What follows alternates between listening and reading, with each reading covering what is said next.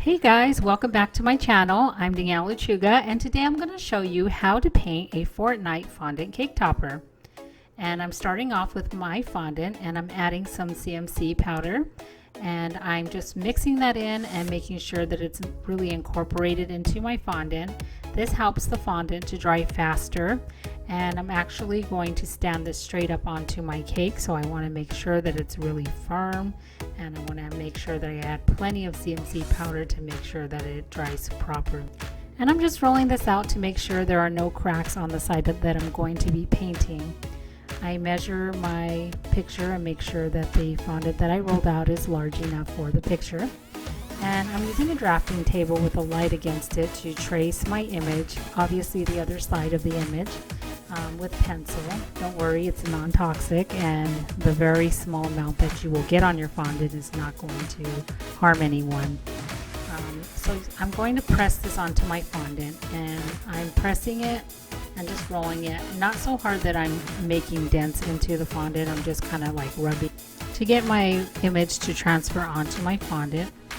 And here I'm using some vanilla extract, and the colors I'm using are white, chocolate brown, warm brown, royal blue, deep pink, orange, lemon yellow, and purple.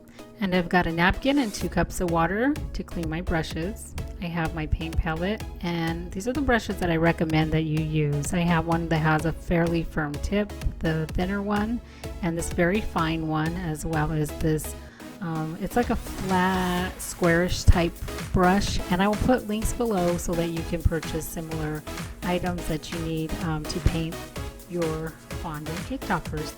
And so here I'm using my plastic palette, and I'm just mixing some warm brown with a little bit of yellow to get kind of like a golden brown color. And I'm kind of just going around the lines that I have traced with a pencil so that I can see exactly where the details are. And that's why I don't add white to this part, because I want it to be translucent so that I can add some details looking at the lines that I have on the fondant. And here I am adding a little bit of white because I'm going to lighten it. So the closer that something is to you, the lighter it's going to be. So obviously, like, his nose is protruding and his cheeks a little bit, and so I'm just highlighting those parts of his face so that you can see some depth. And so here I use chocolate brown, and I'm just painting his gloves. My son says his gloves are purple. They look brown to me, so if I'm wrong, let me know in the comments, all you Fortnite fans. So yeah, I'm just using some black and making some details. And I use slightly lighter color of black just by diluting it a little bit with a little tiny bit of brown on that part. And some gray. And I really love this paintbrush because it's so precise, and it's really easy to make like these really fine lines and also to fill it in, so it's kind of like a dual use.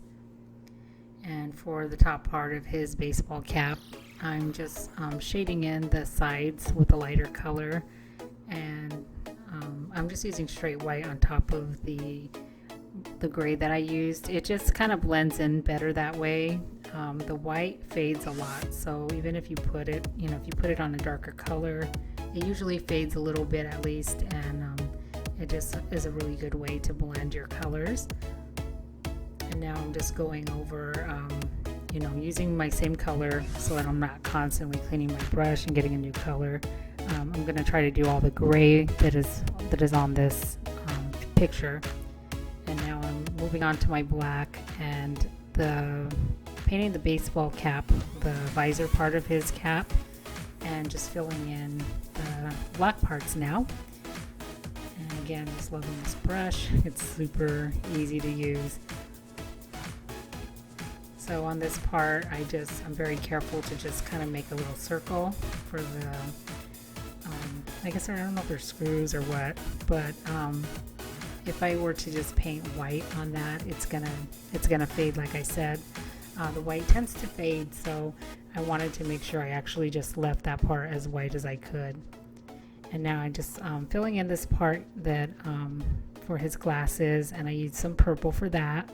And for the, I guess they're like headphones, I'm using some purple that's kind of diluted with the clear vanilla extract.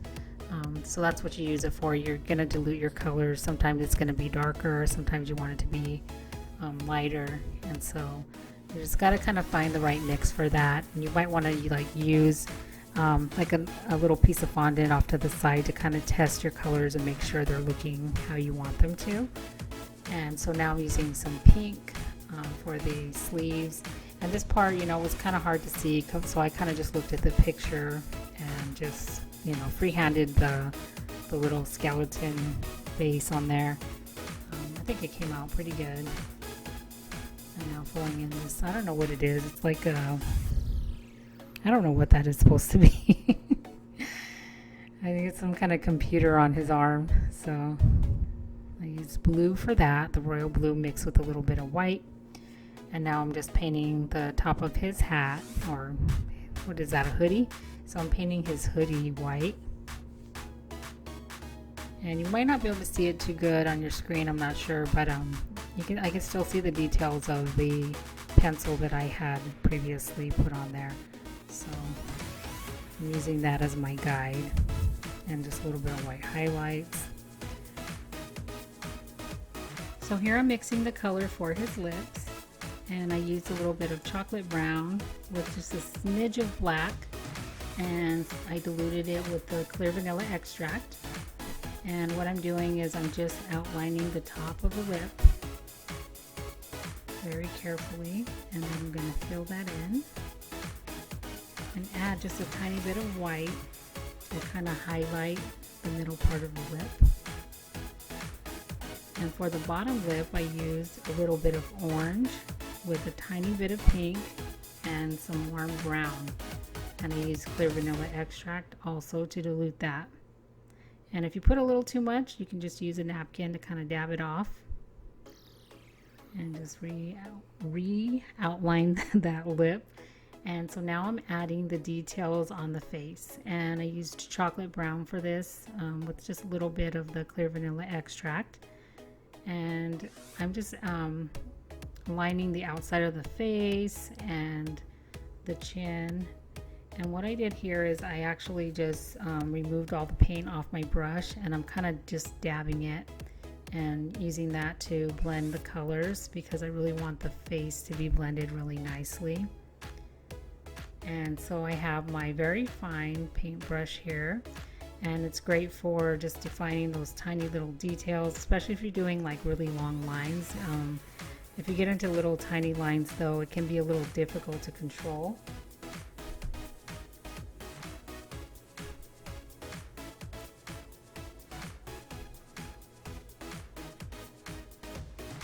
So now I'm just doing that same technique with my brush. I cleaned off my brush, and I'm just kind of patting it and just blending the color in. And here you don't want to mess up. You want to really take your time on black, especially on his face. After we did all that work with the shading and everything, we wouldn't want to smudge it. So yeah, you got to be very careful with black, because it is very difficult to clean off if you make a mistake. So using the right paintbrushes is really crucial when you're painting, especially if you're doing like really small detailed things. You want to make sure that you have the right tools for that.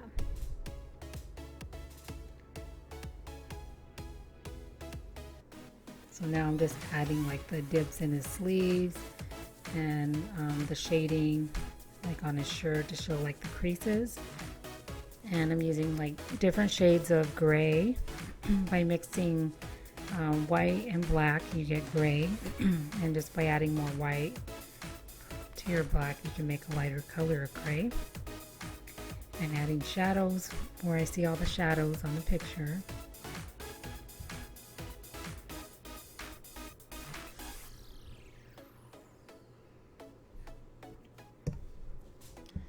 And then painting little details on his patches.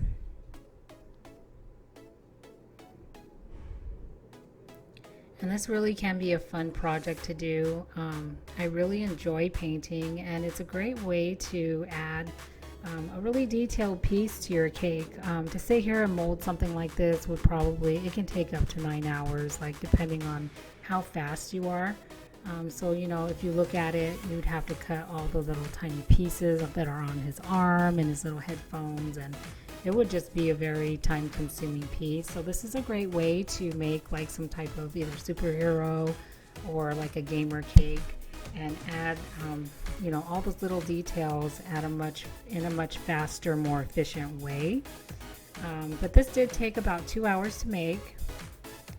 And you know, because I was filming it, I probably could do it if I wasn't filming it maybe in an hour and a half, but you know, sometimes you gotta stop, take pictures, etc, etc. But yeah, this was really fun to do. I actually did enjoy it, and I enjoy painting, and I love artistic things, and I'm sure that you would love it too if you give it a try. And if you have any questions at all about this tutorial, let me know in the comment box below. I'd love to hear if you have any questions or comments. And if you like this video, please give it a like below. I really appreciate that, and I really appreciate my subscribers. If you want to receive notifications for my videos, don't forget to hit the bell below. And now I'm just going to cut this out. It's already fairly hard.